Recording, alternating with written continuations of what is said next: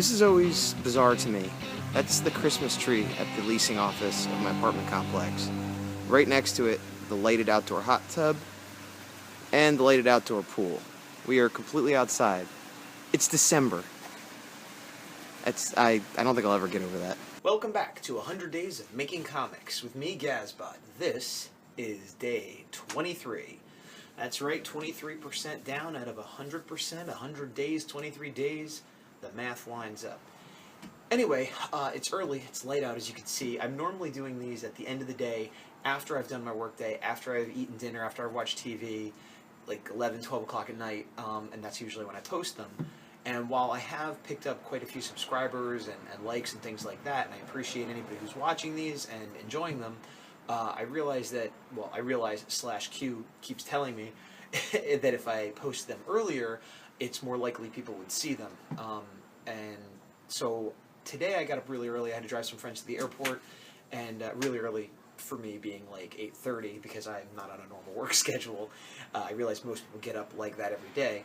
But anyway, I went to Best Buy to get a new camera. I'm not using it. This is still the iPhone. I did purchase a new GoPro, and they actually had a cool bundle where you got like extra free stuff, and then you got a gift card and whatever. But I was there for an hour, and it wasn't that busy. There was like 2 other customers, but there was no one in the section I needed, and then this guy's helping me forever, and he brings me this other guy. Like, I was ready to walk out, but it was such a good deal, like kind of hung with it. So, I don't know, an hour to get a camera that I knew that what I wanted, didn't even really need that much help, and it was the middle of a weekday, so it was not busy. But I got it. I'll mess around with that later. I wanted to get the video done earlier, as I said, so I'm just using the iPhone again. After that, I came home, started working on the comic. I spent about 2 hours, 10 minutes so far. I say so far because, I have the whole rest of the day. I might put more time in, hopefully. No writing. Q right now at her job has the scripts for 2, 3, and 4. She might look at it on her lunch break or maybe later tonight, whatever. But until she does that, I can't really do any more writing. But I worked on the horror designs, which is what I thought I was going to do yesterday. I worked on it for the whole time today, like I said, a little over 2 hours. And I have a process video that I will go ahead and put up right now. So the first thing I did was grab my favorites of everything I did the last time I did designs a couple days ago. And this gesture that I made transparent underneath was sort of my favorite pose and was like, just made me feel, this is one I like the best in my gut, why don't I build on this? And this was me drawing over it, just sort of trying to get a feel of the structure of where, the ribs and the arms and stuff. Got rid of that afterwards and started going in to get some detail because I felt like I understood the structure. The thing I go and change the most, I feel like, is his face. It all kind of follows a basic pattern of having big glowing eyes and a wide mouth and stuff, but the details keep getting changed. The body gets changed a lot too. I put more and less sort of bony horn type protrusions. I'm pretty sure I want to keep those ribs thin. I've had kind of exposed ribs in almost every version. And this version I'm working on here is not radically different from any of the other versions. And that's one of the things that, like, the more I work on it, the versions get closer and closer to each other. You can see there for a minute. I'm like, oh, maybe I'll put those huge bone wings in. Nope. But yeah, the versions get closer and closer to each other, which is good because that means even if I can't consciously make up my mind, my subconscious is driving these designs to be more and more similar. I go back and forth with the legs and the feet to have kind of clawed feet or just sort of stumpy boot-looking feet. Probably end up somewhere in between. And here I am, put the arm behind him, dangling back a little bit. I started putting, in the last couple versions, sort of those circles on the skin, which could be like moles or something, or lesions, or growths or sickness or whatever, but just kind of something to make them look a little nastier. I didn't think that leg looked structured correctly, so I did a quick outline, made it a little thicker at where it connects to the pelvis, a little thinner where it connects to the knee, which is a little more accurate to anatomy. Not that his anatomy is accurate. I mean, he's this big, crazy monster, but structurally it just would make more sense to be able to stand with the thicker part there, even if the muscles and tendons and things like that don't line up to what we understand to be human, or any other animal for that matter. Going with the leg, here we go, the other foot. and it's mostly symmetrical, the two sides. Obviously there's flaws and stuff. Now that was kind of done, but then again I went in and looked at the structure. I do this a lot where I kind of worry about the details and worry about the structure at different times, and one often will suffer, and then I'll find myself redoing it. And this is sort of a simplified version of what I just drew with hopefully slightly better structure. Then I got rid of that detail drawing I just did, and then here I take the simplified version of that detail drawing and do a quick structure of that. This looks, when I watch this, it's like I know I'm insane, but I can see the insanity. So now I'm cleaning up the new rough structure drawing, basically redoing what I just did, but putting like a couple. It's almost like a game of telephone or making lots of photocopies where I get further from where I was, but it still resembles where I started and has a piece of that. It's almost like I'm a cover band for my own band. You know what I mean? Like I'm referencing myself and getting slight differences. And you can see what I did on the face and a little bit on his arm right there. Now I'm just noodling with the hand.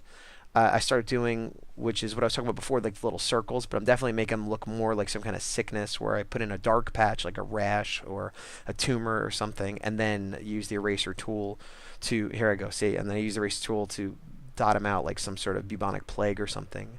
There's the ribs again. His weird little bony kind of crotch. He's not a superhero, which would normally have little underwear or something. He's a monster, but I don't want to have a big dong or something hanging out there. So sort of a bony protrusion area takes the place of the underwear in a superhero. He'll probably be in a lot of shadow and stuff when I draw him like in the book, but just so I know what's lying under the shadow. And you can see I'm creating a new version of a detailed version that is different than the one I did like previous in the same video, but similar. Again, it looks like a different artist drawing the same creature, or a different creature from the same species. I was watching another one of the 100's podcast updates or webcast updates, whatever, while I was doing this. I will put a link in the show notes to that and up here. I am blanking on the gentleman's name. He's working on a book called Pelican. I think he's one of the few that is still doing it, like me. Most of the others have either finished or given up. Yeah, I was digging the way the head is sort of a big thick neck just kind of coming out of the body. Oh, here I duplicated the leg, which I've talked about before, how I'll sometimes do, but when I'm trying to get a feel for a character, I don't, blah, blah, blah, blah, blah. But I've redrawn this guy like 100 times anyway, so I just copied, pasted, and made a few adjustments to the leg. I kind of thought the kneecaps would be sort of the bone exposed. Or, and I don't even know that these are bones. It could be horns or just hard skin or whatever weird anatomy this character has. But I do like the off-kilter kind of pose. I like the idea that he sort of doesn't charge in or stride in or bound in. He sort of shambles in. And this is energy coming from his face and mouth, which I thought was kind of a consistent thing through all of them. And the book, again, not in color, but he might be on the cover, or just for my own edification. It kind of gave him a sickly purplish color. And that's changed a few times, too, but it's always sort of a darker, duller color, whatever I end up going with. And then I'm cleaning up so you can see the bony areas that I was talking about before. And I think I put some shadow in a second. Oh, no, I put some highlights from the green energy from his face. So, again, this, exactly as it is, could be done, work. It's a cool looking monster. It's, semi-unique, and it would absolutely work. And it might, but knowing me, I could go back and mess with it some more. And I was just putting some atmosphere background. Completely unnecessary, but just makes it feel a little bit more finished as a piece, even though it's not technically a finished piece. And there he is, the current final version.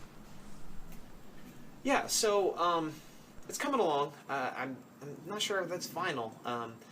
And it's one of those things where a lot of times I want feedback from people, but it's more like, hey, does that look in perspective to you? Or how's the anatomy on this? Or does this story make sense? But this is a case where, I've done several versions that I think are cool monsters that could work for the story.